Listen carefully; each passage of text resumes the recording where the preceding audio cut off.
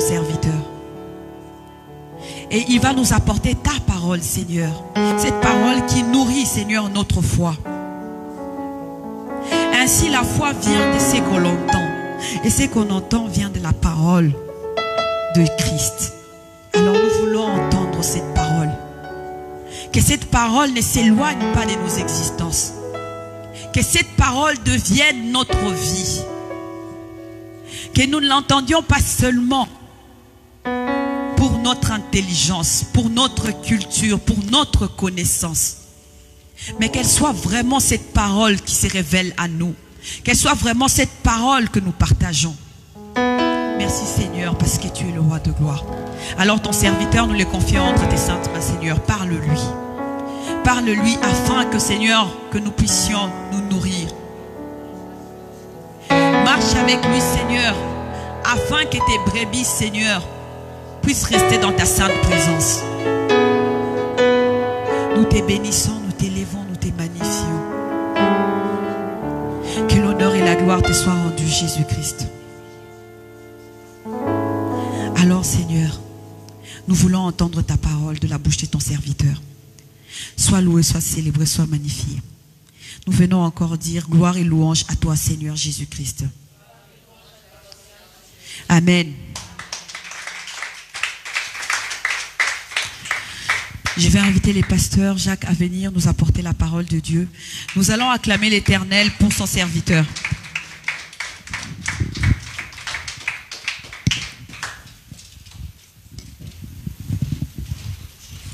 Amen. Alléluia. Est-ce qu'on peut acclamer pour Jésus? S'il vous plaît, quelqu'un peut acclamer pour Jésus?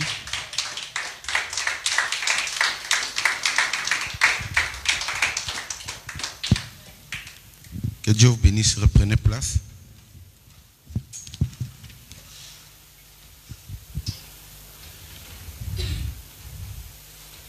Celui qui sera fidèle à Dieu par des petites choses, Dieu va lui confier des grandes choses.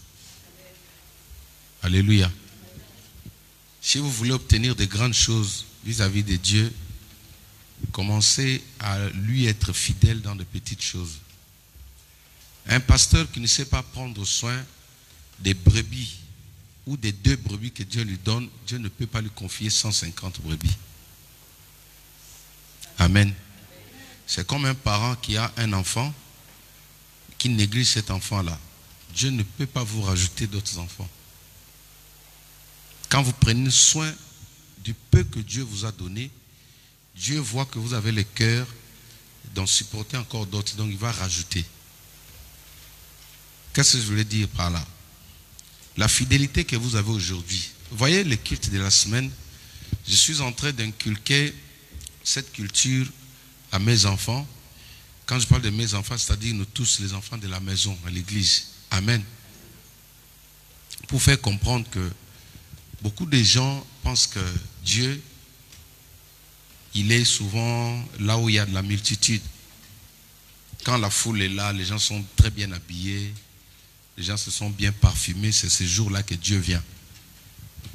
Dieu visite les gens dans des moments où l'homme est distrait, souvent. C'est pourquoi Jésus dit que le dernier jour, il dira à certaines personnes, je t'avais demandé de l'eau, tu ne m'avais pas donné. Beaucoup de gens vont lui dire, Seigneur, moi vraiment, te voir toi, tu m'as demandé de l'eau, j'ai refusé. Parce qu'en fait, Jésus ne viendra pas en mode costard comme je suis là. Il viendra en mode dissimulé. Il viendra comme un clochard. Il viendra dans des séances comme ça. Vous voyez? Les séances où la personne se dit, bon, je vais s'aimer les dimanches. J'ai exhorté à l'assemblée le mardi. J'avais dit quelque chose, moi-même j'ai réécouté les messages qui étaient très profonds. Le roi David avait toute raison d'avoir la joie avec ce qu'il possédait comme bien. Il avait de matériel. Il était roi. Tout ce qu'il avait à cette époque-là était l'équivalence de ce que nous voyons aujourd'hui. Avec la reine de l'Angleterre, des belles voitures. À son époque, tous les chevaux, là, les beaux chevaux, là, on les mettait à part, c'était pour le roi. C'est-à-dire qu'il avait un standard élevé, le standard du roi. Quand on le voyait, rien que le cheval, quand on voyait le cheval, on savait que non, il y a les rois qui arrivent. Tout cela, ça reflétait ce que nous voyons aujourd'hui. Mais regardez ce qui m'étonne dans ce récit. Il dit, je suis dans la joie quand on me dit, allons dans la maison de l'Éternel. Alléluia. Voilà ce que Dieu apprécie dans cet homme-là. Vous savez, aujourd'hui, l'acharnement du diable, c'est que il ne veut pas que les gens puissent aimer les choses de Dieu. Tout ce que l'ennemi est en train d'attaquer aujourd'hui, c'est d'affaiblir l'homme. Il peut te laisser tout. Vous allez voir, quand on veut faire d'autres choses, on est motivé. On est debout. On est encouragé. Alléluia. On est déterminé de le faire. Mais dès que ce sont des choses liées à Dieu directement, il y a une faiblesse qui commence.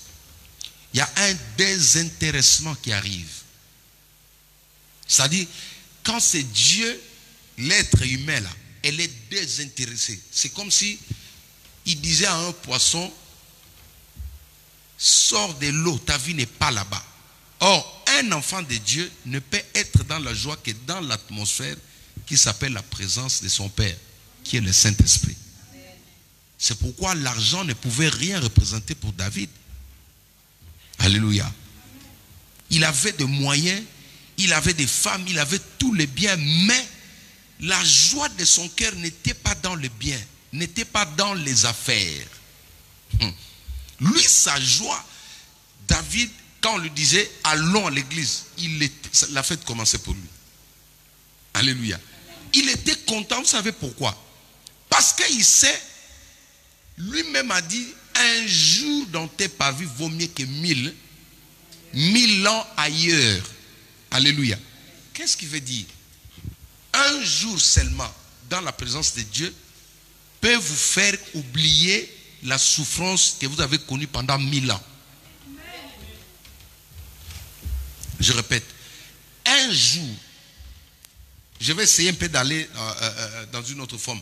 Une seconde dans la présence de Dieu peut vous faire oublier la douleur que vous avez connue pendant 1000 ans. En fait, c'est ça la révélation. David a souffert depuis son enfance. Il a été abandonné, rejeté dans la forêt. Mais il est venu trouver la consolation les jours où il a mis ses pieds dans la présence de Dieu. C'est pourquoi je prophétise sur toi qui es ici, même sur les personnes qui nous suivent là, que le fait que tu sois connecté ou le fait que tu te déplaces venir jusqu'ici, que la situation de ta vie change au nom de Jésus-Christ de Nazareth. Alléluia. C'est important que nous comprenions ces choses parce que l'ennemi est en train de nous distraire. Il est en train de nous affaiblir. Certaines faiblesses, tu le ressens que pendant le moment de la prière, que le jour du culte.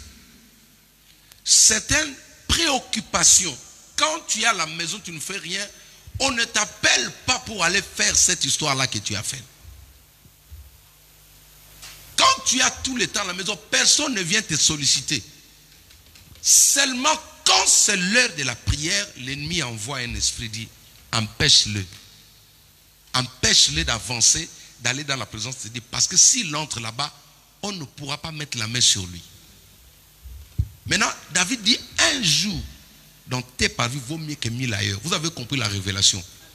Comme maintenant, vous et moi, ne connaissons pas la journée en question, si c'est un mardi, ou un mercredi, ou un dimanche, nous sommes appelés à être permanents, à jouer la permanence comme Habakkuk, dans le chapitre 2e, qui parle de la permanence. Il dit à Dieu, il dit, j'étais à mon poste. Alléluia. Il était fixe, il était là, stable. C'est-à-dire, Dieu pouvait commencer à bénir les gens qui sont en Afrique. Habakkuk attendait son tour. Il était toujours là où Dieu l'avait placé. Quand Dieu partait aux États-Unis, Habakkuk était toujours à son poste. Jusqu'à ce que, de retour, Dieu est venu le trouver là et Dieu l'a béni. La présence de Dieu, chers amis, le temple, c'est un endroit sacré. C'est un lieu sacré. Le diable ne peut pas venir résider ici. C'est pourquoi ceux qui ont les yeux spirituels, même quand il n'y a pas de culte, quand ils arrivent ici, ils voient la présence de Dieu. Alléluia. Je me suis repenti récemment, je vous avais dit que moi aussi je disais non, l'église c'est pas les 4 murs, l'église c'est le cœur. Nous disons ça, n'est-ce pas? Hein? Moi je me suis repenti, toi aussi, oui. Winnie t'a déjà dit ça, non? Oui, nous tous on a déjà dit ça. Mais le jour où j'ai vu la gloire de Dieu dans la salle là, j'ai compris que une maison qui est habitée par un féticheur devient une piste d'atterrissage des esprits impurs. Même quand il part de là, l'endroit reste influencé par la personne qui était là. C'est pourquoi la Bible nous dit, tout lieu qui foulera la plante de ton pied, il te donne en position. Pourquoi? Parce qu'il y a eu déjà quelqu'un qui était là, qui avait possédé l'endroit. Maintenant, quand toi tu vas arriver, tu vas la posséder, c'est-à-dire, toi aussi tu vas installer ce que tu as amené. Même quand nous partons, la présence, la gloire de Dieu reste ici. Alléluia. Amen. Les jours où j'ai vu ça, je me suis dit, bon, ceux qui disent que non, l'église c'est le cœur, oui, ce sont des dimensions. Alléluia. Ce sont des chambres. Il y a l'église, corps, mon corps là, c'est le temple. Il y a aussi l'église édifice qui est là, l'assemblée des enfants de Dieu, ça s'appelle aussi l'église. Alléluia. L'ensemble de ceux qui se sont séparés de l'ennemi. Ceux-là, quand nous sommes là, on nous appelle l'église épouse du Christ. Et là où nous avons notre parfum qui s'appelle le Saint-Esprit, il influence. Remarquez même dans vos maisons, quand tu mets un bon parfum, tu sors. Et de retour, tu vas entendre l'odeur de ce parfum-là dans ta chambre. Vous avez déjà constaté ça? C'est de la même manière dans les choses de Dieu. Quand on a évoqué le Saint-Esprit dans une maison, tu pars en voyage, sa présence reste là. En fait, comme il est omnipotent, omniscient, omniprésent, il part avec toi, il reste aussi dans ta maison. Alléluia. Voilà un peu, là ce sont quelques secrets spirituels que je suis en train de vous donner pour que vous puissiez comprendre que c'est important. Ma soeur, mon frère, même quand tu es fatigué, va au culte.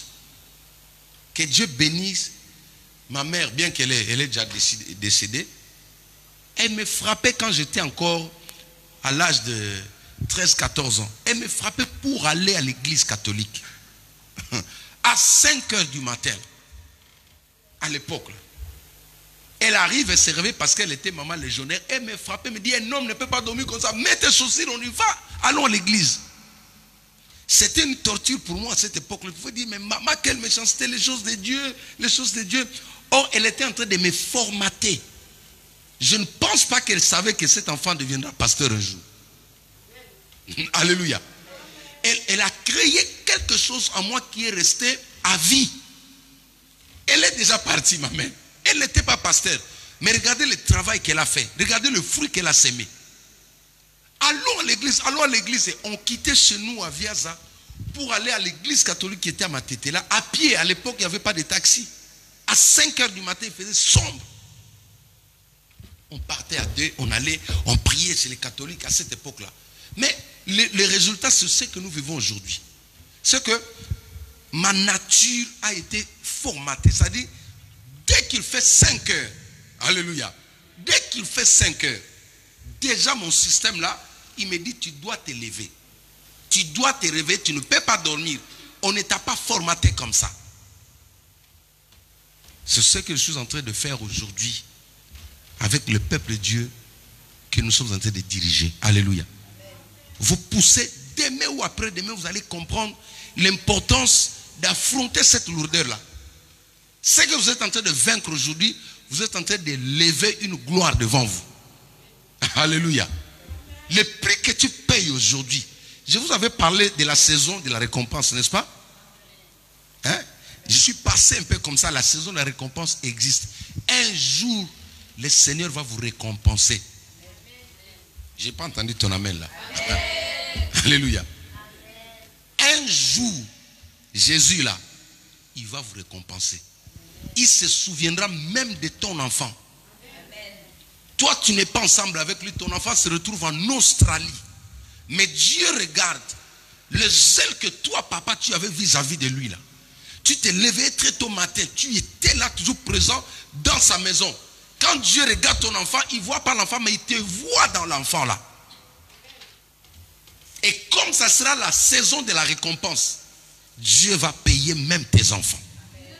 Même tes arrière-petits-fils. Dieu va leur payer pour ce que tu es en train de faire aujourd'hui. À cause de ta fidélité. Alléluia. Elles ne sont pas acclamées le Seigneur.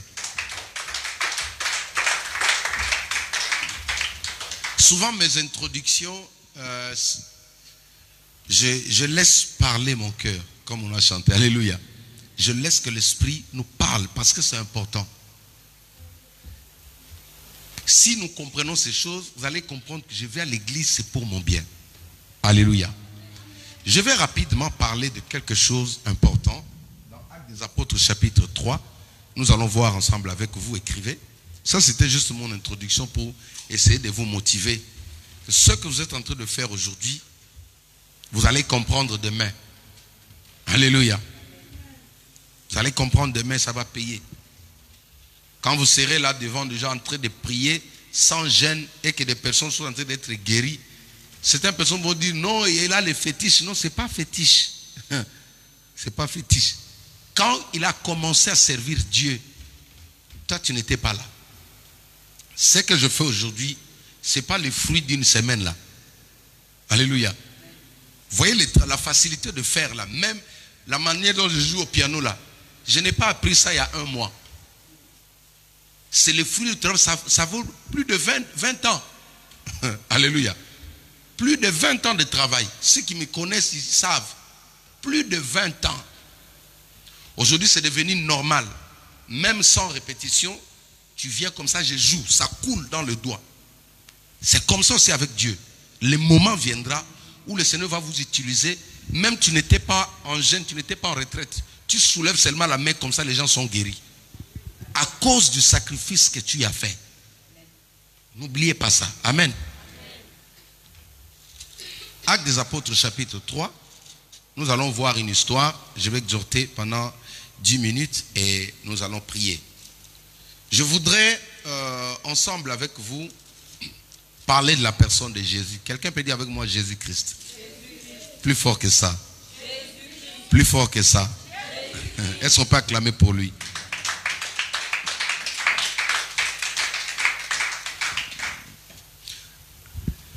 Actes des Apôtres chapitre 3 à partir du verset 1er. Nous parlons de Jésus-Christ. Amen.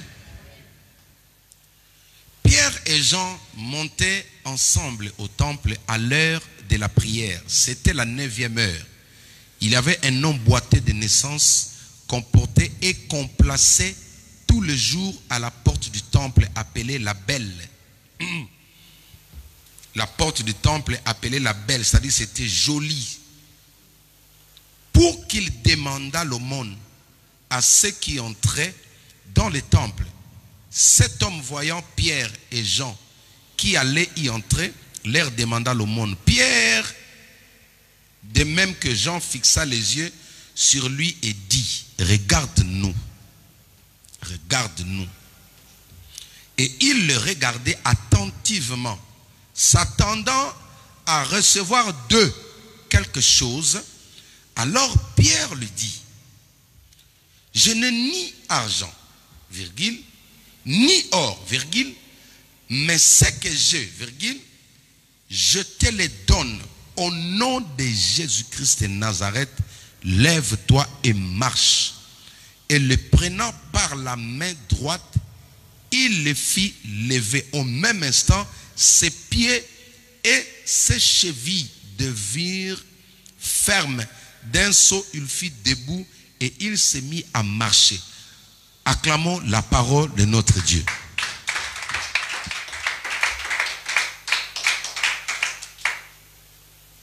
Alléluia. Dis avec moi, j'ai quelque chose. Dis avec moi, j'ai quelque chose. Je n'ai pas entendu le chantre aussi. Dis avec moi, j'ai quelque chose. Je voulais aujourd'hui nous exhorter pendant 10 minutes, rappeler à une personne que le vide n'est pas fait pour toi. Le vide ou l'absence n'a pas été créé pour toi. Le manquement n'a pas été fait pour toi. Ça, c'est la parole que je vais dire à une personne, à une femme, à un homme. Pourquoi? Parce qu'un enfant de Dieu a toujours quelque chose au-dedans de lui. Alléluia. Ça, c'est une dimension où chacun de nous doit prendre conscience. Ça doit devenir de l'automatisme au-dedans de nous. Je parlais avec mon frère, qui est aussi pasteur. Il m'a dit, mais j'ai besoin d'argent, est-ce que tu peux me donner de l'argent? Je lui ai dit, là, sur place, là, je n'ai rien. Il fallait m'appeler, j'allais planifier. Mais il dit, non, mon grand, il ne faut pas dire ça. Je lui ai dit, mais je n'ai rien. Il dit, non, il ne faut jamais dire ça. Je lui ai dit, bon, écoute, explique-moi. Parce que souvent, quand on est avec lui en ligne, on ne parle que de la Bible. On fait des petits débats, tout ça. Il me dit, écoute, en tant qu'enfant de Dieu, la richesse d'un enfant de Dieu n'est pas forcément matérielle. Tu n'as pas saisi. La richesse d'un enfant de Dieu, les trésors d'un enfant de Dieu n'est pas seulement matériel. Je vais reformuler. Je vais mettre au pluriel. Nous avons le richesse en mode matériel et le richesse en mode spirituel. Est-ce que tu as compris? Je répète. Nous avons des richesses, des trésors en mode matériel et en mode spirituel. C'est-à-dire, quand le matériel est épuisé, quand ce que tu peux palper est épuisé, tu ne peux pas dire je n'ai rien ou je suis vide. Tu ne peux pas dire ce langage-là. Quand le matériel, la richesse matérielle est épuisée, tu dois maintenant recourir à la richesse qui est spirituelle.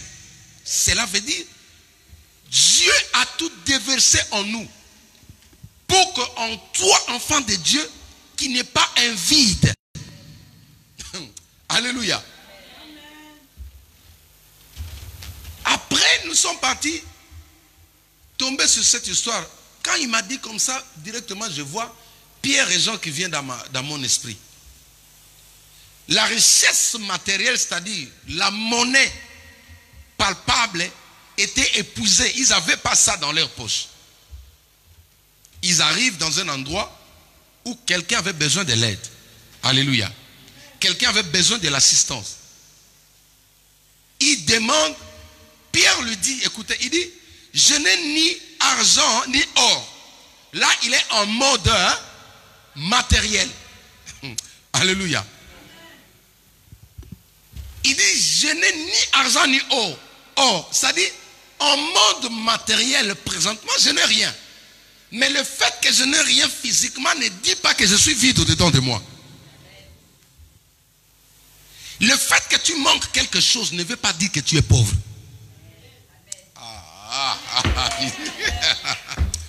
Alléluia. Papa, le fait que tu manques une voiture ne veut pas dire que tu n'as pas d'autre voiture. Le fait que tu manques une maison ne veut pas dire que tu n'as pas de maison. Non. Il y a une richesse qui est invisible et qui t'accompagne. Dieu a déjà dit, je donnerai la bénédiction de te suivre. La Bible dit que chaque matin, il renouvelle ses bontés. C'est-à-dire, il y a un automatisme dans la vie des enfants de Dieu.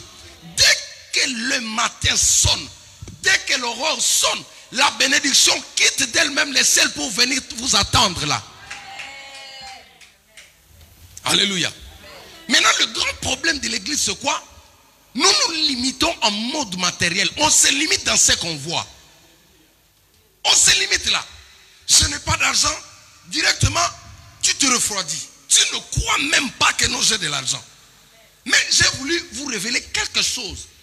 Que l'église n'est pas seulement fort physiquement, mais l'église est fort c'est-à-dire spirituellement. Un enfant de Dieu, tu ne peux pas le juger physiquement seulement. Il faut le juger aussi spirituellement. C'est là que tu comprends qu'il y a quelque chose. Alléluia. Jésus est venu sur la terre. Ésaïe chapitre 53, vous devez beaucoup lire ça pour que vous compreniez comment Jésus a vécu avec nous sur la terre. Voir Jésus comme ça, c'était un type méprisé. C'est quelqu'un que tu ne pouvais pas inviter chez toi. Même moi, je n'allais pas l'inviter chez moi. Avec ce que nous avons aujourd'hui, coronavirus là. Suivez-moi. La manière dont Jésus était là, avec babouche poussière comme ça là. La barbe longue comme ça, mais dès que tu le vois comme ça, tu vas dire non, ça c'est le tonton de Corona ça. Alléluia. Amen. Mais seulement, le secret avec la personne de Jésus-Christ, c'était quoi? Il était fort spirituellement et physiquement. Pierre, on lui demande de l'argent. Il passe en mode physique. Il regarde sa poche. La poche lui dit, moi je n'ai rien. Alléluia. Sa poche lui dit, présentement je n'ai rien. Son compte à banque lui dit, présentement il n'y a rien. Il n'y a plus de solde. Le conseiller lui dit, non, il n'y a plus rien dans ton compte. Alléluia. Tu as fait tellement de dépenses énormes, maintenant tu n'as plus rien. Mais écoute-moi, les jours où tu atteins ce stade, fais recours maintenant à cette dimension surnaturelle. Alléluia. Nous avons un compte en banque dans le ciel, là où les hommes et les femmes des fois vont puiser. Alléluia. Dans cette banque-là, il y a tout. Ça contient la guérison. Ça contient l'élévation. Ça contient la restauration. Ça contient tous les miracles. C'est pourquoi la plupart des choses qui étonnent le monde, ce sont des choses qu'on ne voit pas. Quand ça arrive à se matérialiser, c'est là que le monde est étonné. C'est là que le monde se dit non, assurément, Dieu est présent. Pierre dit à notre monsieur ici, il dit, en monde physique, je n'ai pas quelque chose à te donner. Mais cela ne veut pas dire que je n'ai rien à te donner. J'ai toujours quelque chose à te donner. Alléluia. Quand tu n'as pas la monnaie physique, matérielle, tu as une monnaie qui est spirituelle. Cette monnaie-là s'appelle la paix. Alléluia. Quand tu ne peux pas donner de l'argent à quelqu'un, tu peux lui donner la paix. Quand tu ne peux pas donner de l'or à quelqu'un, tu peux lui donner la joie. Tu peux lui donner un encouragement. Tu peux lui communiquer la foi. Ce sont des choses qui s'appellent, ça s'appelle du surnaturel. Dis avec moi le surnaturel. Pierre lui dit, ce que j'ai présentement là, ça vaut plus que ce que tu demandes. Au nom de Jésus-Christ, lève-toi et marche. Alléluia. Est-ce que tu peux acclamer Jésus-Christ de Nazareth? Beaucoup de gens ont stoppé, ont failli, ont chaviré dans la foi parce qu'ils sont limités en ce stade matériel. Quand il n'y a rien présentement pour lui, il confesse aussi qu'il n'y a rien. Quand il n'y a rien dans son compte, pour lui, c'est fini. Je vais te dire aujourd'hui que dans ta vie, le vide ne fera plus partie de ta vie. Amen. Tu auras toujours quelque chose, tu auras toujours une solution.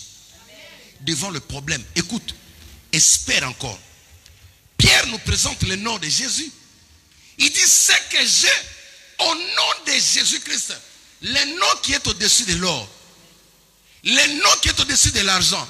Seigneur, tu es plus précieux que l'argent.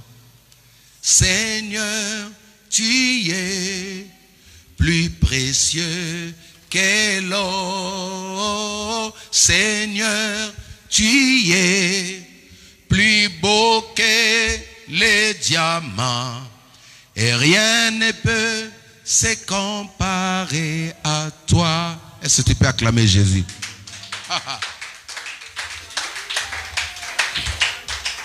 Change ta situation aujourd'hui, tu as quelque chose. Je viens t'informer que tu as quelque chose. N'écoute pas le langage du monde. N'écoute pas ce que les gens disent de toi. Mon frère me dit, en tant qu'homme de Dieu, tu ne peux pas répondre à quelqu'un comme ça. Apprends à dire aux gens, je n'ai ni argent ni or, mais ce que j'ai, au nom de Jésus-Christ, je te bénis, tu auras de l'argent même dans un autre moyen. Au nom de Jésus, reçois. Est-ce que tu peux acclamer le Seigneur? C'est-à-dire, un enfant de Dieu a toujours quelque chose. Dis avec moi, j'ai quelque chose. Dis avec moi, j'ai quelque chose. Tu as ça quand le monde dit qu'ils n'ont rien. Toi, tu as quelque chose, tu as des trésors, tu as des richesses en monde surnaturel. En monde spirituel. Le vide n'a pas été conçu pour toi. Le mot vide, là, n'est pas pour les enfants de Dieu. Tu as toujours quelque chose, même quand présentement tu n'as pas de beaux habits, mais tu as quelque chose de grand en toi là. Il dit, ce que j'ai, ce qu'il avait, on ne pouvait pas le voir comme ça. Ce qu'il avait, on ne pouvait pas le toucher.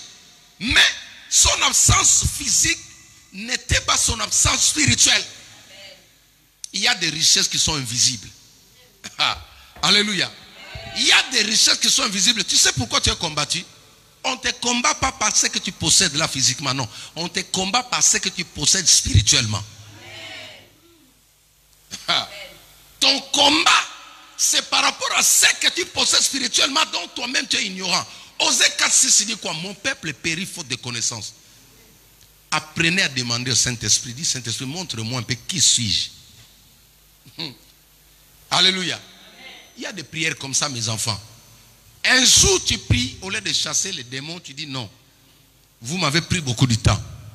Hein? Maintenant, je vais savoir. Moi, dans 10 ans, je suis qui? Dans 15 ans, je serai où? Alléluia. Moi, je savais que je serais ici. Un jour, je priais, désespéré. Je ne connaissais même pas le visage du passeport. Hein? Je ne connaissais pas. Même la carte électorale, je n'avais pas à l'époque. Je ne connaissais pas son visage. Là.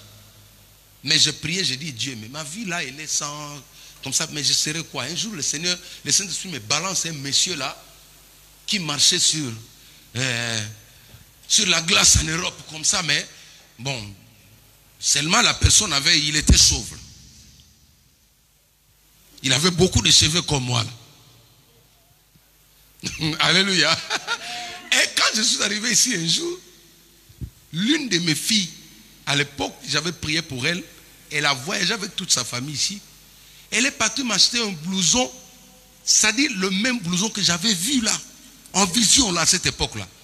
Avec le charpe, comme je venais d'arriver, c'était en plein hiver.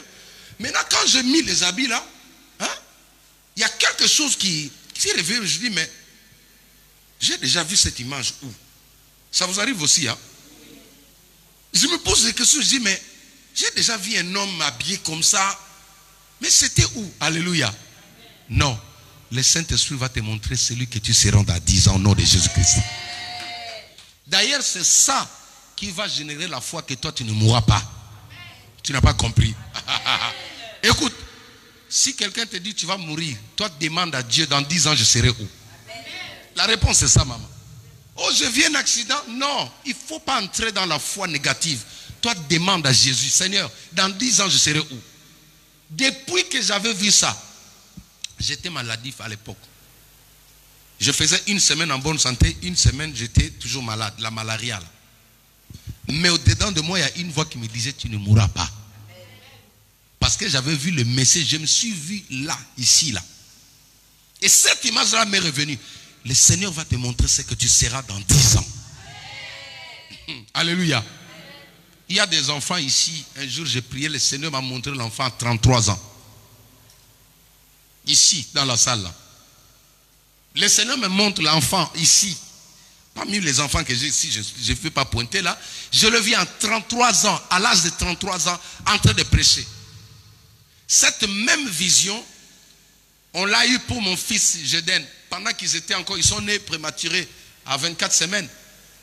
Pendant qu'on nous disait qu'ils vont mourir, ils ne vont pas s'en sortir.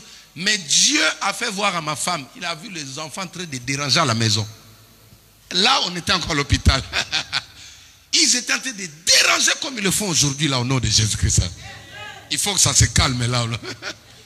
Et elle dans le rêve, elle criait arrêtez, arrêtez, arrêtez. Mais présentement dans le berceau là, ils étaient comme ça. Ils étaient comme ça, comme des souris là.